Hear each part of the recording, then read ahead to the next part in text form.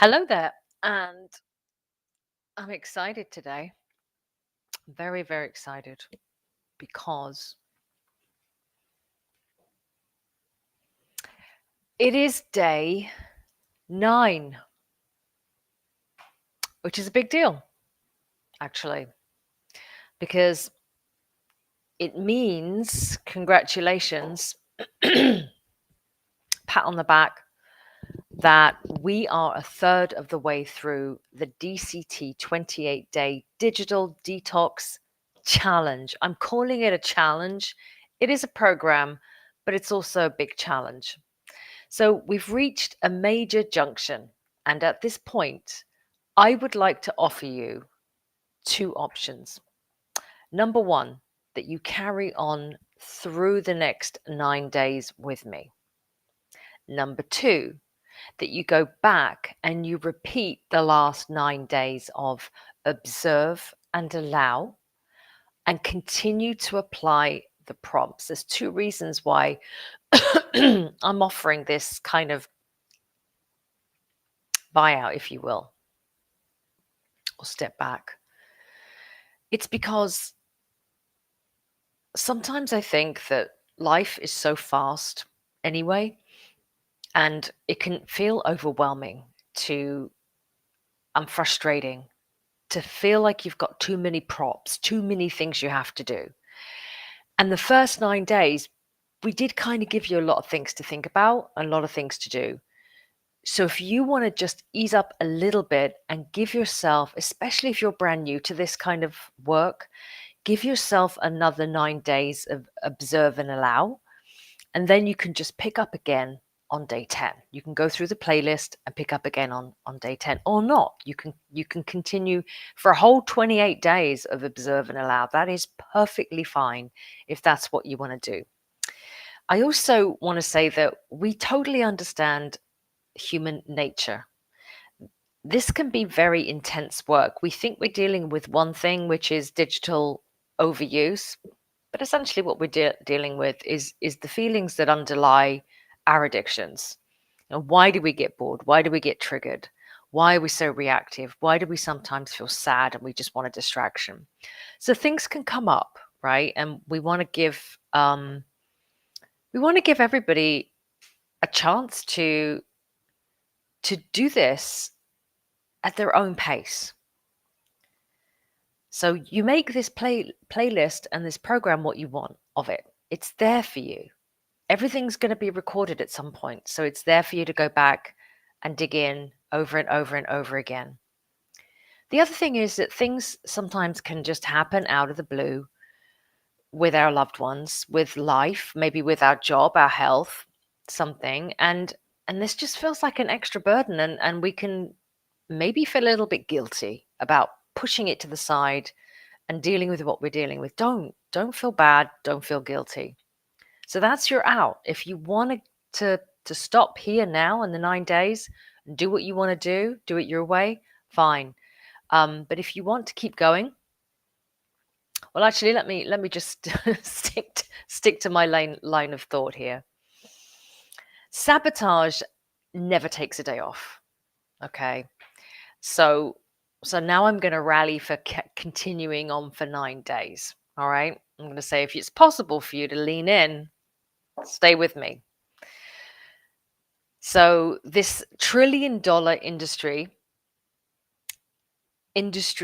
not there's more than one. It's more than Silicon Valley. It's huge. It's a huge sector. They're all fighting to capture your time, and they want your data, and they don't take a day off. In fact, every single workday, they're pushing to raise their game. So what is the game? Well, the game is eventually going to be the Internet of Things.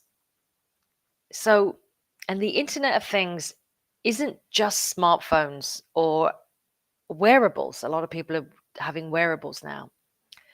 Wearable devices, advances in nanobiotechnology are stepping stones towards a bigger goal.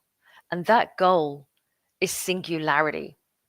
And at that divergence point, we will have a choice to merge with AI to become more silicon, less carbon, less organic, and to become transhuman. Now, we're living in the cosmic age, and that is one of its features. It's one of the choices that humanity is being given. So once technology becomes embeddable within the human body, so from carry to wearable to embeddable, the technology, because of its intelligence, because of its speed and connectivity, will integrate with our biotechnology, and it will change us. There's no two ways about it. This will be a choice that all of humanity, young or old, will face, and whether we choose to merge with advanced non-human sentience in all of its forms, we will all experience a deeper relationship with technology. In other words, it's not just going to be devices, it's going to be an internet of things if we choose to live in those kinds of environments. And most of us probably will. But that, in of itself is not the subject of this 28-day challenge. The point of our process here is to find the right balance now so that we can make an informed decision as and when that time comes, that time of singularity. It's going to be a choice, remember. So mastering our relationship with technology now, that's our goal. So let's go over the last 9 days. We've introduced a mindful practice called deep coherence technique, which, when done daily, is designed to bring us in line with source. Source is the I am. It's powering the holiness inside of you. It's the God in residence, the I am. So over 9 days, we have also practiced observe and allow. Now, this is omniscient behavior, where the I am observes everything we do, and we do so in the spirit of compassion, non-critical, non-judgmental, the purpose of which is to understand more deeply what drives our digital codependence. We have developed a series of recommendations that, when followed, disrupt screen addiction. And I'm going to run through them right now. Number 1, we understand that our attention and behavior are data commodities that trillion-dollar industries capitalize on and sell. 2, these conglomerates employ skilled psychologists and neuroscientists to develop programs that are deliberately habit forming. 3, we've collected some props which we will use more extensively over the next 9 days, but that can still be used now. Those props are a non-screen morning practice like reading a daily word, having a special box to keep our most prized device in, candles, and a journal or a notepad. 4, we talked about how sabotage can strike at any time and how we can use its triggers as entry points into understanding ourselves better. 5, we set ourselves a challenge of dismantling the 3 pillars of compulsive device use. Those are ping, push notifications, proximity, and permissions. Now, these are all things that are within our control. 6, we explored the fact that we are holy vessels and that our relationship with a divine being, however we wish to term that, supports a life of joy and meaning. So setting aside regular time for sacred rituals and stillness will help us to prioritize real connections over digital connections. 7. Finally, we talked about ways to disrupt the constant intrusion of our most popular apps. For example, deleting an app on our smartphone and using the desktop version on another device. We talked about putting a physical distance, adding friction between our gadgets and ourselves, and choosing to leave them behind when we engage in everyday activities like walking our dog or cooking, for example. This is using the out of sight, out of monkey mind technique. All of these things, when combined, will do much to disrupt screen dependency. So, what lies ahead? Over the next 9 days, we're going to lean in. We're going to tackle sabotage head on. The past 9 days have shown us our weak spots, times, circumstances, and conditions where we are most vulnerable to prolonged doom scrolling or impulsive online behavior. We will now audit and analyze our SWOT: strengths, weaknesses, opportunities, and temptations. Now, it's important to note here that if you're doing this DCT program using just the replays, remember to take the weekends off wherever they fall in this process for you, because we need to pace ourselves if we are to balance and master our online lives. I'll put some of this in the show notes, but it's quite a comprehensive recap. I appreciate that. And we're going to create materials around this that supplement this experience. And I, for one, know that I will be doing this program again and again and again until such time as it becomes second nature, that I always check in with myself before I pick up my device. That's the place I want to be. So let's get into DCT. So DCT stands for Deep Coherence Technique.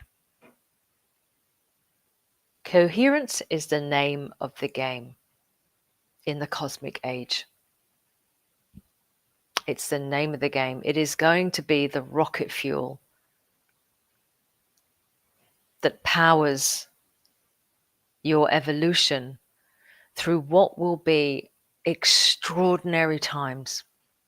And it's seemingly quite a simple practice, but it is profound in what it does with you and what it does through the human body.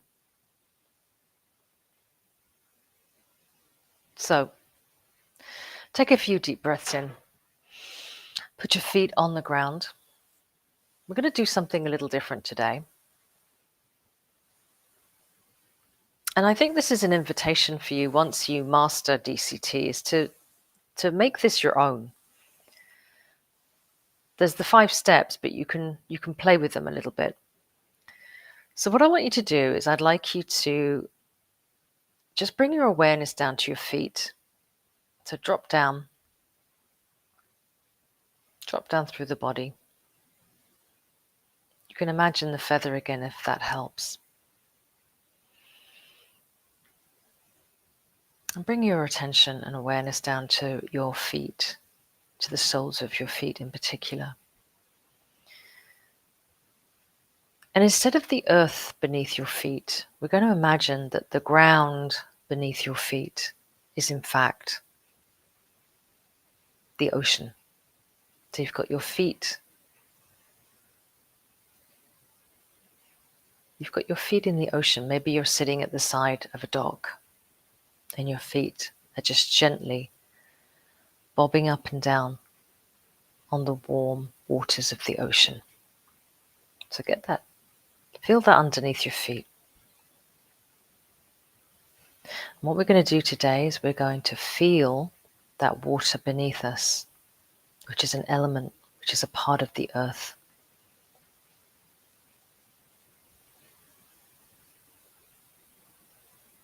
And as we connect to it, we're going to be made aware of a vast network.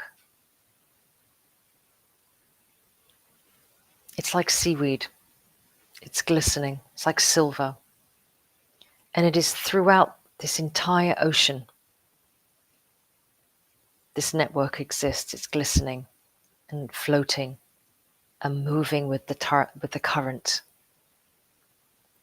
And you realize that you're attached to that. You realize you can access the entire ocean through that network.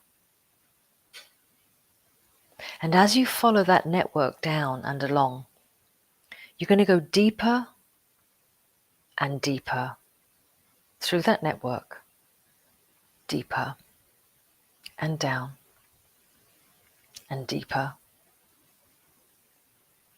and down to the deepest, darkest part of the ocean.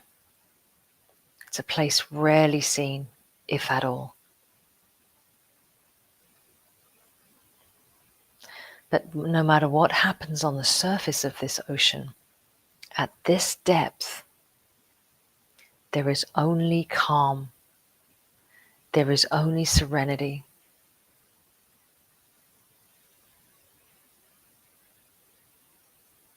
You are supported here. You're floating.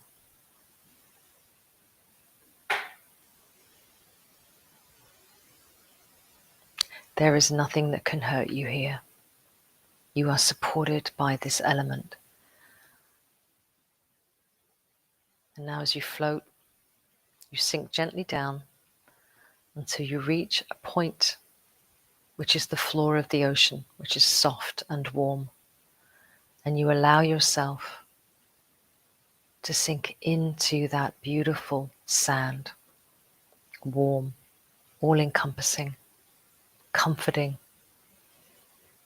And then you drop down into the center of the earth herself, through those waters, through that sand.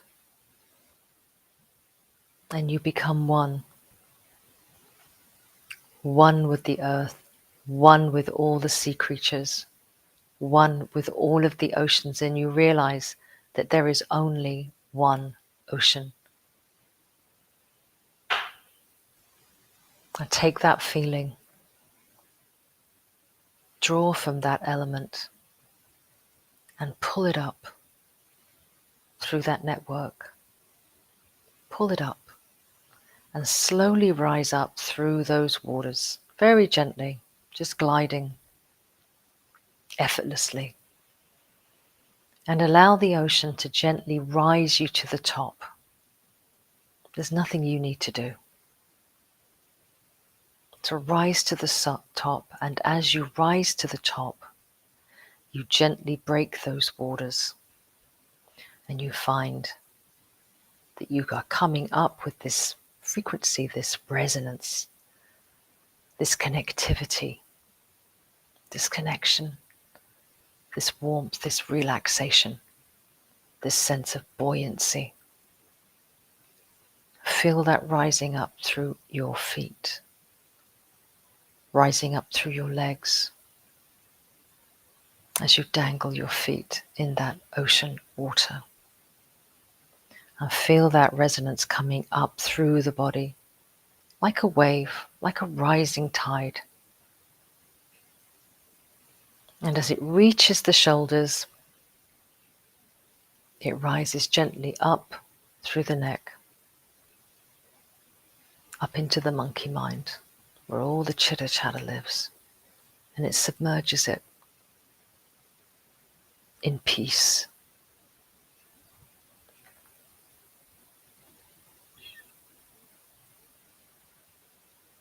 You are cocooned by these holy waters. Step number 1, you are grounded. Step number 2, we're going to activate the light body. And today we're going to do something a little different. We're going to pull in the energy of the stars.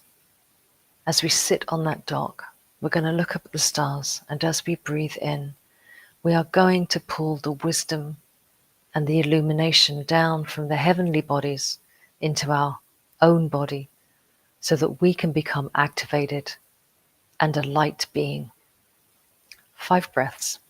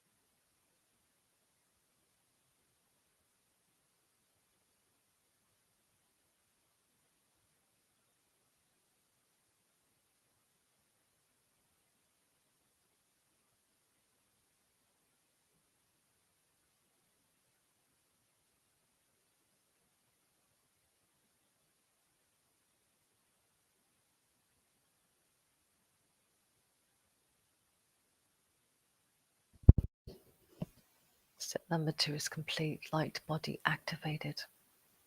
Step number 3, we're going to use our hands and our fingers, and we're going to feel all the way around us. And this time, we're going to imagine this space around us as the warm, holy waters of the ocean. In reality, they're like a very light plasma, sentient. And this is you. This field is you. It's not just the hardware. So connect to it, feel it,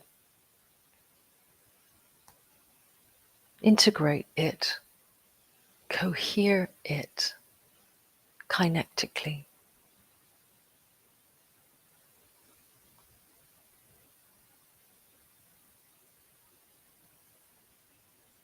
We're becoming vibrationally literate. We're learning to read the universal language of frequency through our touch.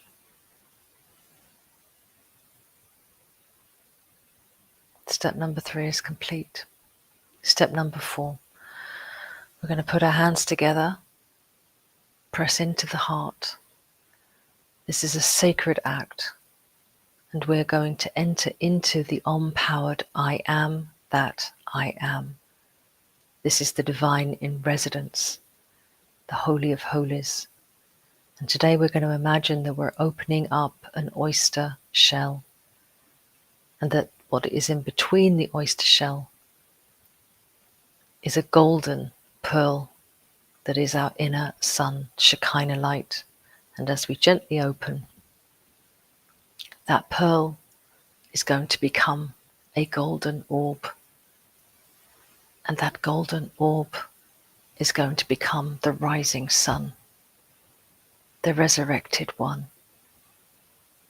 fully illuminated, casting its light out, unfolding, as we are told, unfolding out through the primed, protected, grounded electromagnetic field.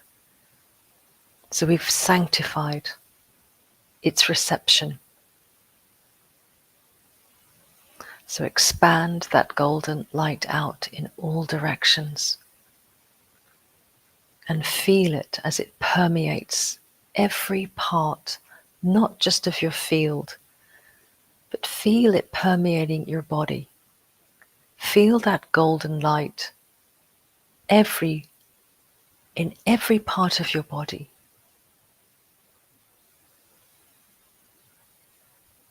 Illuminating and healing wherever it goes.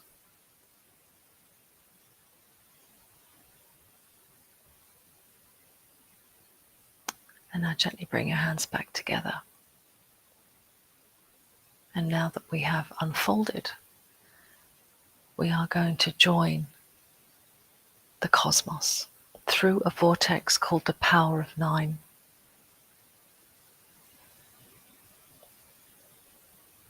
We're We're going to bring in that light with the light codes through the enlightened mind.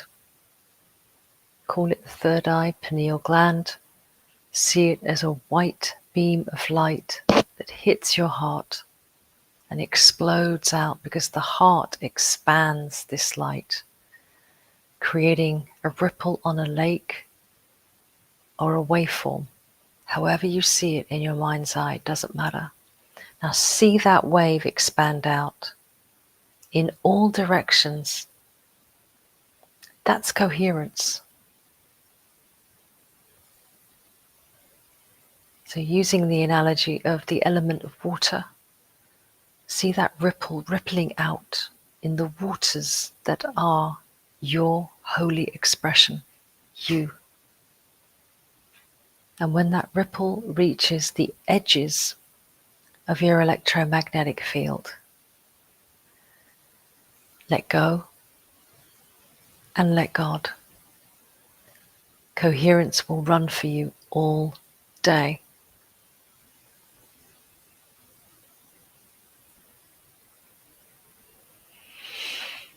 And as always, we say to you, notice what you notice. It's not just a catchphrase. When you ignite coherence, when you optimize your electromagnetic field, when you become in holy order, inside and without, your environment must bend to meet this new internal reality.